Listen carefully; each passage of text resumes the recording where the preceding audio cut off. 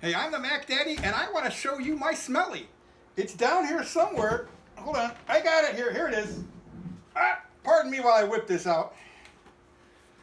What I have here is an SMLE #1 Mark III Star rifle, and the SMLE is, when people say SMLE, the normal term for this rifle, the affectionate term, is Smelly. They call this a Smelly. That's why I said Smelly, all right? This rifle here, the #1 Mark III, was adopted by the British military in 1907. But this rifle was designed by a guy by the name of James Paris Lee. And Lee designed a rifle for the British starting in 1888. They call it the Lee Metford. And the Lee Metford replaced the Martini Henry single-shot rifle for the British. After the Lee Metford, they came out with in 1895. They came out with the let's see, they called it the magazine Lee Enfield.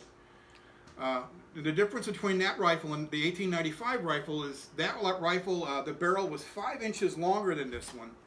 This is a shorter version of it. And like I said, this was adopted in 1907. Now, James Paris Lee, he is famous for inventing the box magazine. His first rifle was the model 1879 rifle, and that had a box magazine that looks almost like this. Now, James Paris Lee, he was born in Scotland, but he moved to Canada when he was about 5 years old with his parents.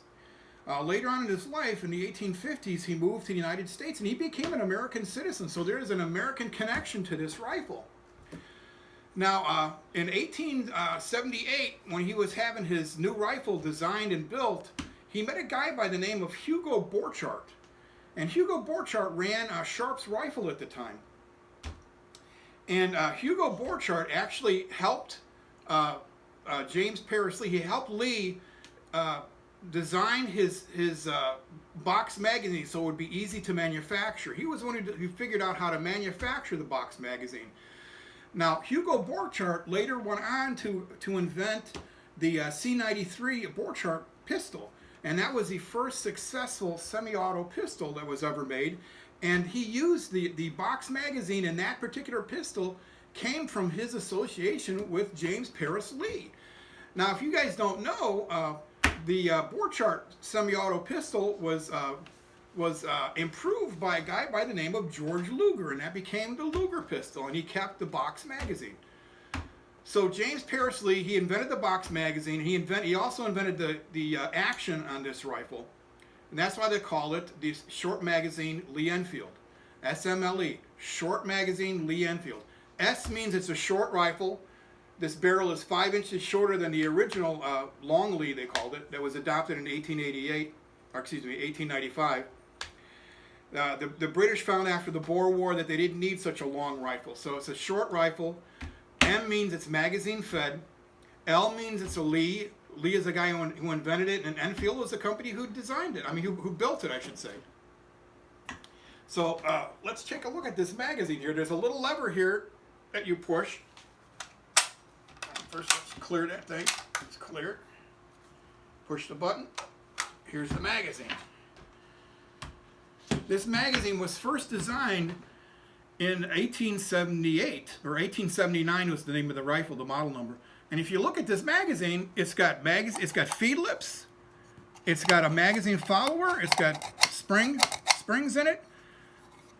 So it's a modern looking magazine. Now, this magazine makes this rifle, in my opinion, the finest bolt action battle rifle in history. Now, there's some people out there saying, you're full of baloney. This is the best battle rifle around is the Mauser 98. Well, no, I beg to differ, because I'm talking about a battle rifle. Now, a battle rifle is a rifle that you use to kill as many of the enemy as efficiently as possible, and that's what this gun does. To me, the Mauser 98 is a hunting rifle. What makes this rifle special is one word, and that's firepower. Maybe that's 2 words? No, it's 1 word, firepower. This magazine holds 10 rounds. The closest competitor to this rifle in World War I was the German Mauser 98, and that held 5 rounds. So you had twice as much firepower as the German Mauser. The other nice thing about this rifle is it's got an exceedingly smooth and fast action. You can operate this bolt action really quick. Now, this particular rifle, the number 1 Mark III, like I said, was introduced in 1907. But this is a number 1 Mark III Star. The Star is a designation. What they did is they made the gun a little easier to manufacture for World War I. It was adopted around 1915, the number 1 Mark III Star. What they did is they got rid of the volley sights. They got rid of the magazine cutoff. They simplified the rear sight. They just made it easier to manufacture. And these rifles were made up until, the number 1 Mark III Star was in service up until 1940, when they were replaced by the SMLE number 4 Mark I. But they continued to make this rifle through World War II because they needed as many rifles as they could. Now, the thing that I really like about this rifle is like I said, the action is extremely smooth, and so you know something about this rifle. I want to go over some of the parts of this rifle. You have your what we have here is this safety. It's just a regular slide safety here. It also locks the bolt, so that's your safety. Just a little flip. You saw the magazine. This is your sight. Your sights are set up to 2,000. They're set for 2,000 yards, which is wildly optimistic as far as I'm concerned. Your front sight here is protected, so you don't have to worry about snagging on anything. And here's where you have your bayonet mount. I don't have a bayonet for this rifle. Anyway, the thing that... So this particular rifle has a story on it as well. I bought this rifle in 1991 from an advertisement in the Shotgun News magazine. And if you look at the side on this thing, you will see that it says there's a crown on it, and it says RFI 1952. Okay? Now, when I bought this rifle in 1991, right after the Gulf War, the advertisement claimed that RFI stood for Royal Forces of Iraq. And the thing is that was a total freaking lie. RFI stands for Rifle Factory of Ishpur. This rifle was manufactured in Ishpur, India. And remember that India was a British colony, and they got their independence after World War II. And Ishpur, this rifle factory in Ishpur, India, they manufactured this rifle in .308 up until around 1963, and then they switched over to a version of this rifle that was chambered in .308 Winchester, also known as 7.62 by 51 NATO. They actually chambered this rifle in 7.62 by 51 NATO, and they called it the number 2A or 2A1.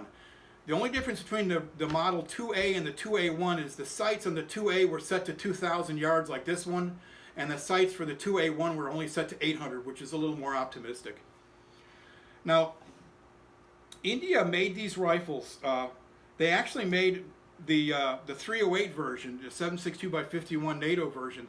They made it up until 1975. So these rifles in the NATO cartridge were manufactured up until 1975. And on top of that, what the Indians did is when the barrels wore out on these rifles, they would bore out the barrels. They would bore out these barrels, and they would chamber them for a .410 shotgun shell, and they would turn these rifles into single-shot .410 shotguns. And they gave these shotgun converted rifles. They gave them to the police for riot control, and they gave them to what they call it, jail prison guards for guarding the prisoners. And those rifles, some of those rifles are still in service to this day. So this shows what a great rifle this is. So it's, like I said, it's still in service. Now, even though this rifle is like a modern rifle, it's got a detachable box magazine. The British didn't use it that way. The British loaded this rifle the same way that most people load that most of the rifles at the time were loaded. This is the ammo that came with this rifle.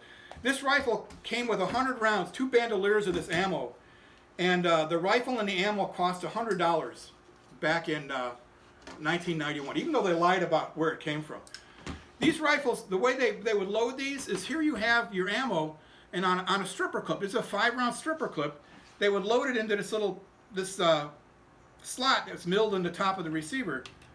They would just push down, and they would push this down into the box, and they would load 2 of these. That's 10 rounds. And like I said, this is where this rifle excels, is in firepower. When World War I started in 1914, the British, they didn't have a lot of heavy machine guns. The Maxim type machine guns that used that were belt fed. The Germans had a lot more machine guns of that type back then. But what happened is the British used these rifles to good advantage.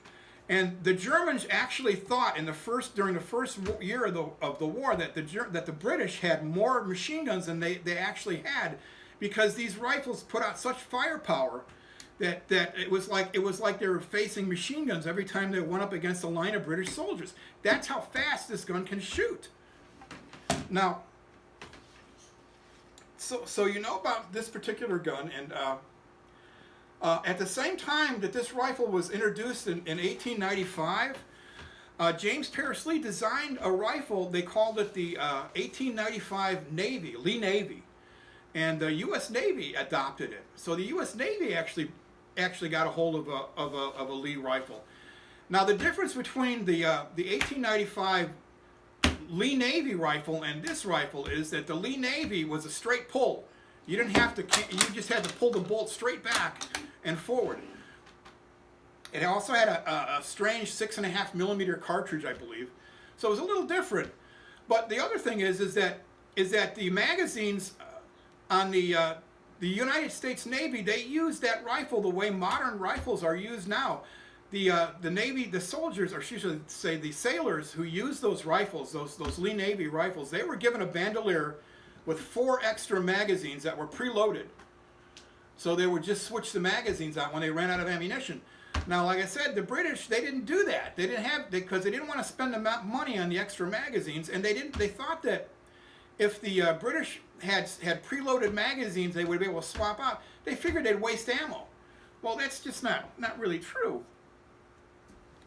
So, you know about this awesomeness of this rifle, and what you guys need to do right now is to go out and get yourself your own Smelly so you can play with it anytime you want. And like I said, this is like one of the finest.